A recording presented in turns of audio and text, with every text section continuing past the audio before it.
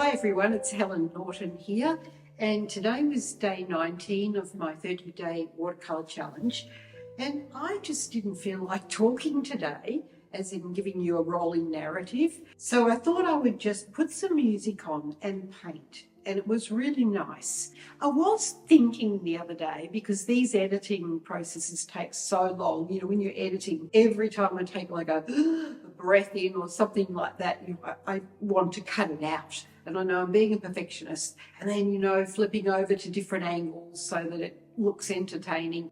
Think about it, if you're editing like, I don't know, an hour and a half to 2 hours of raw footage, and you're kind of dealing with the footage every, say, 5 seconds or so, because you are, if you're flipping angles, that's a lot of time. No wonder it's taking me all day. And I think it's actually taking too long, because my promise to myself was to paint for 30 days to stop me from doom scrolling. That's working out really well, by the way. But it wasn't to become like a full-time editor, which is what's happened. I haven't even got time to go to the shops and get some food. So what I've decided to do, maybe I'll just back off on that heavy-duty editing for the rest of, 10 days or something, and do a little bit more like I did today. We'll see if I can help myself. So what I did do today, which is coming up, is paint some poppies. I love red poppies, and I've thrown the seeds all around outside under some of our trees that we had from a couple of seasons ago. So I'm expecting to have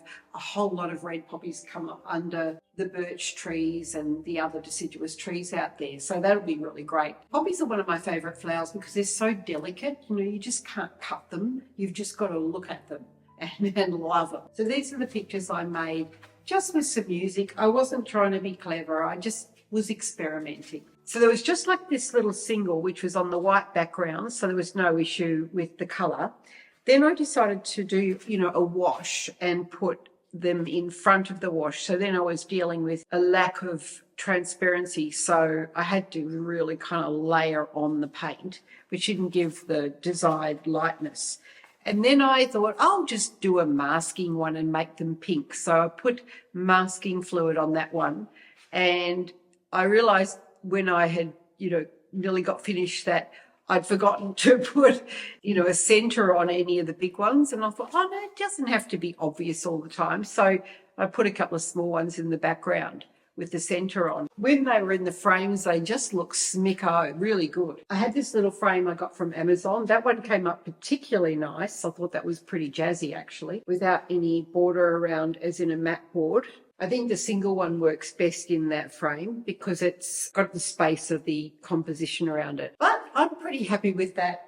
Very casual, just flowers. I just felt like, I don't know, just listening to music and losing myself in the studio, just painting, and that's what I did. It was just such a lovely thing to do instead of talking. So I hope you'll forgive me for that, and I will see you tomorrow for day 20.